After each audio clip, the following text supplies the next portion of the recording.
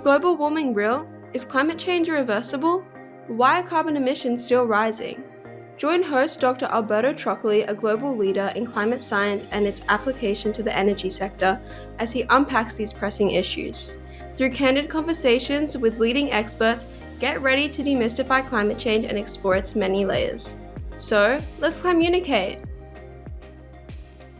Welcome, everybody. It's a pleasure to have with me in this episode of Let's Climunicate Bruno Meyer from Go15. He's the Secretary General at Go15, and he will explain shortly what Go15 is about. But we're going to talk about how the power system is very important in this debate on climate change and the grid integrations and role of renewables in the grid as the grid evolves. And so it's a pleasure to have you with us, Bruno. Thank you. Thank you for inviting me. So would you like to tell us a little bit more about your background? We know you're Secretary General of 15. What is where you worked before, your roles? And Right. I joined U15 4 years ago. Before that, I worked for the French transmission operator and before for large French utilities. My background is basically industry in the energy field. Excellent. So before we dive into your area of expertise, power grid, and see how that relates to the debate on climate change, we want also to ask quick questions. There's 4 quick questions that we ask our guests just to understand where they stand on the climate change issue, for bearings. So the first one is relatively simple, but feel free to not answer if you don't feel you're prepared or you prefer not to for any reason. And the first one is, what do you think is the change in air temperature in the past 150 years? So in the last century and a half for the globe. I could not be as accurate as a meteorologist like yourself and many of your listeners, but it's clear that there's a climate change, there's a temperature rise over the past years and decades. That is clearly, we see lots of evidence on this, not to mention the most frequent extreme events that we are facing. So it's a little bit shorter than the 150 years period that you mentioned, but basically, yes, we are seeing severe climate changes. Right. Okay. So in terms of temperature, it's an increasing temperature. You estimate I will not be in the position to answer, not for political reasons, but more because I'm not an expert. And I've seen over the past years, people changing from global warming to climate change. It's an interesting debate. Yes. Yeah. So we won't go into that, but it's an important point. But the temperature, let's say, from what I understand, you recognize that the temperature has increased in the past, and would you know? The second question is, would you know how much of this increase is due to emissions due to humans? You ask tricky questions. I would answer differently. My answer would be: it's clear that there was a temperature increase, and it is very clear that the temperature increase will continue. My personal feeling, and it is clearly man by this consequence of industrial activities. But what I can tell you about is that industries are planning their generation, transmission for the next decades, 50 years. On the temperature rise, what I can certainly say that we see temperature rises over time, but more than that, industry is preparing or bracing to adapt both generation and transmission grid to increase temperatures. And we're looking at decades long projects. So some investment are made for the next 50 years. So some people in industry take into account even an increase of 3-4 degrees to plan for the worst and hope for the best.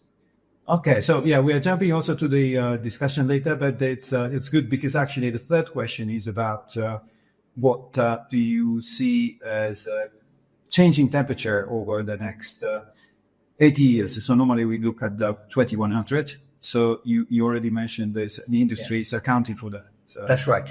And rather than saying it's my own point of view, what I'm sharing with you, and this is a result of my interaction with the industry planners who are making investment today, they they have to take into account what the climate would be like in 50 years' time. So they take into account possible rise in temperature. And I said it again, probably it's better to be pessimistic and things don't go that far than realize that the investment that were made are sunk investment because the system is not ready to cope with the strong evolution of climate. So climate, yes, is changing, that's for sure.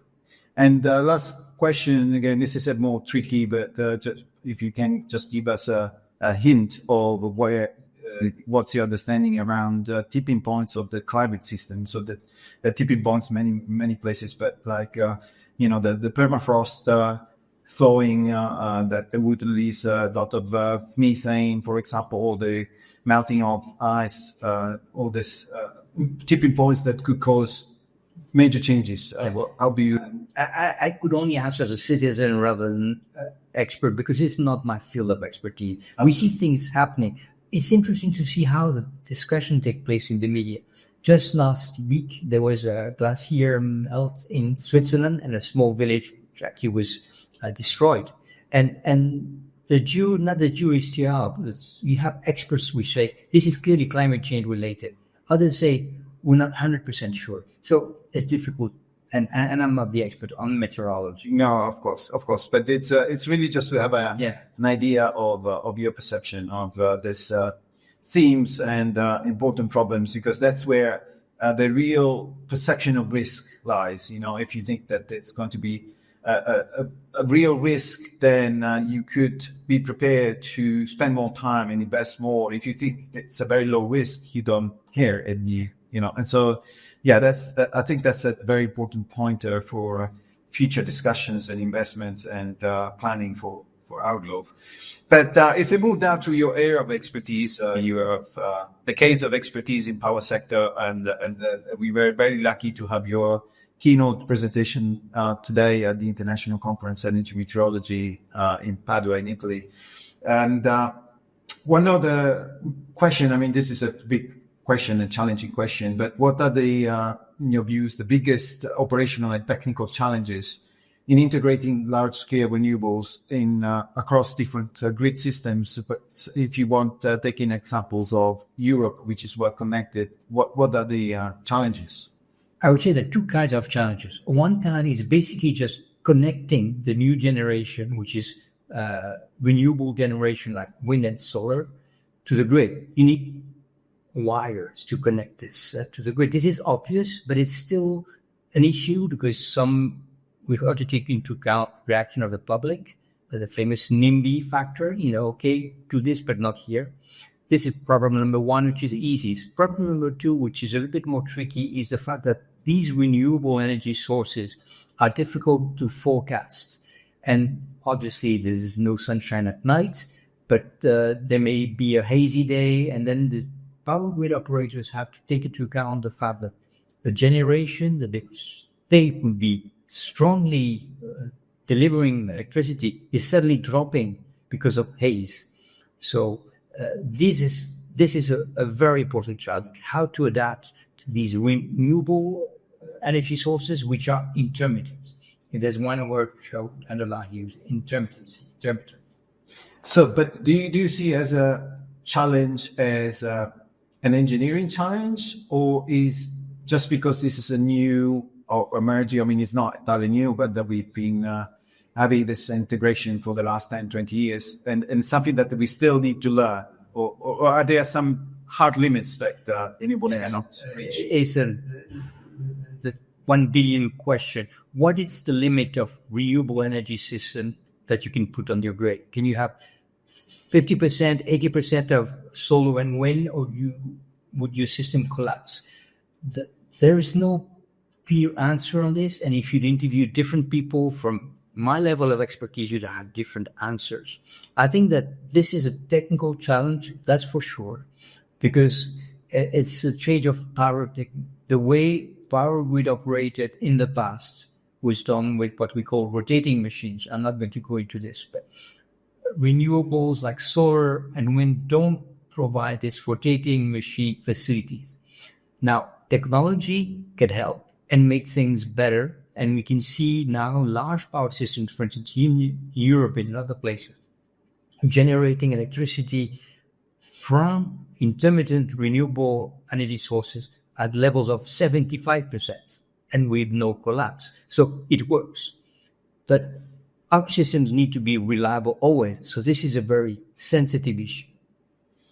Like you said, there are examples, of large use of renewables. There are countries like Denmark, partly Ireland. There is also, I don't know if you know the case of Uruguay, that Yes. they've reached, there's a lot of hydropower there as well. So, and there's a question of cost as well. I mean, can you comment on whether it's cost effective? But when we talk about cost, also we should look at other factors, emissions, public acceptability, access to electricity. So there's not just the cost.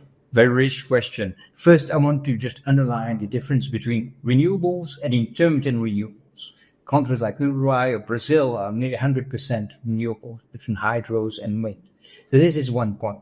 What poses a challenge is intermittent renewables. I just stress this. Then the question of cost. Yes, some solutions come with a higher cost, but it also costs, for instance, of very simply having a stronger power grid, making sure that the resilience and the reliability of your system increases thanks to the power grid. Now the question is, who pays for this? There's no such thing as a free lunch, as someone very famous said. So eventually the cost will increase, and this may lead to some public discussions. And So you also mentioned intermittency. You mentioned it a few times, Nemo. This is actually a term that I try to avoid because from a meteorological point of view, we actually have very good prediction systems. They're not perfect, of course, but we improve them all the time. So rather than call it intermittent, I always call it variable because it is variable, but intermittent gives a sense of this. You don't know what's going to happen. Whereas, we can predict to some extent this view. And so I wanted also to link to the weather. So the resiliency of the grid. And because as part of Go15, I think this is one of Go15. You can explain a bit what it is, but it's one of the major issues. I understand how weather affects the resilience of the yes. Of the grid. The Go15 is an association which has members from around the world, which means that they have different economies, different political organizations, different ways of handling market issues, and they try to see how they can benefit from each other in knowing, okay, how do you do it there? How come, for instance, let's take the case of California, which is one of our members. They've been developing batteries a lot. So how do you do? How does it work? Batteries, can it solve the problem of, I will not call it intermittency, but when suddenly there's, for instance, rather than intermittency, yes, I would say there are moments where the sun is fully, shining, of course, midday, lots of photovoltaics, more photovoltaics than is needed. So if we could store this electricity in batteries, and then at night when solar goes down or in the evening, use this battery energy to feed it back into the consumers. And the Californians are doing this very well. And it's a mix of at least two things. One is technology, and the batteries are being developed now, very efficient. And second issue is markets. And market is important. How to have a signal that would encourage, first of all, an investor to install a battery, and then a consumer to adapt its load to the right moment. I can dwell on this, but maybe we won't have time. Yes, yeah. No, I'd like to actually conclude this shorter podcast. This is a shorter version of a typical podcast, but we have a bit of constraints here at the conference, so we'll keep it shorter. But one important point on this climate change debate is the global cooperation, and it's very important, that there are activities like yours with Go15, with 15 major transmission system operators. And can you tell us a bit how the transmission operators cooperate at international level? Because this is actually what creates the backbone of electricity, and electricity contributes about to climate change. So this is a really key part of the debate on climate change. Yeah. Well, one thing I want to underline is that the system operators don't compete with one another. They're monopoly, so they can share their best practices. One thing which is being seen globally is the development of interconnections. This is not necessarily something which is known to all your listeners, but developing interconnections between different systems, either countries or within a country, brings a lot of benefits. And this is discussed. I can give one short example. There was a major blackout here in Italy in 2003. And at the time, one of the things that was apparent is that the interconnection between Italy and its neighbors was not enough. I'm not going to discuss this in details, but today, 2025, Italy has increased tremendously the number of interconnections with its neighbors. I will not quote them all, but I just mentioned one, which is now a project, is connecting Italy to Tunisia. So it's intercontinent interconnection. And this is maybe the way we are looking at it. The grid becoming more and more a global grid. And we discussed the advantages of this. Excellent. So I understand there is continuous cooperation and discussions. Are you also represented in the COP discussions or the climate? We don't participate in the COP, which are other initiatives. But I can just say one thing. The association was started in 2001 after some 2003, after some blackouts, and to share discussions about that. Now, over the past 4 weeks in Europe, there were 2 blackouts. One in Iberian Peninsula, the other one in Republic of Macedonia, Northern Macedonia, which means that blackouts, unfortunately, are still here, which means that the association still has a lot of work to do and share information on how to avoid them and make sure that the energy transition takes place. But also, just to clarify, one last point is that you mentioned also during your presentation, the blackouts, like you said, Go15 was started because of blackouts. So it's not particularly related to renewables. They have always been around. Yes, you're right to say this. I should really mention that blackouts, a lot of blackouts are the consequence of a very sensitive, complex system. There were blackouts, and the first one, major one, was in New York City in the 1960s. Then there were several all over the world. Nobody had solar or wind. So blackouts are not due to this. But everything which is added to the system needs to be looked into. It can bring benefit. It can bring also challenges. And we have to look at it in a very unpassionate way. And this is a very passionate topic. Everyone has a very strong opinion. So it's a challenge to discuss this in a peaceful way. That's right. So it's unfortunately we have to wrap up now because of the time. But it's been a great pleasure to have you on our podcast, and also I hope we can have another opportunity because we already scratched the surface today with all your knowledge. You shared some of your knowledge, which is great. But maybe we can have an opportunity to have a longer discussion in a future podcast. Thank you, Bruno. It will be my pleasure. Thank you very much. If you enjoyed this episode, I encourage you to explore our other interviews and subscribe to our channel to receive notifications about future episodes.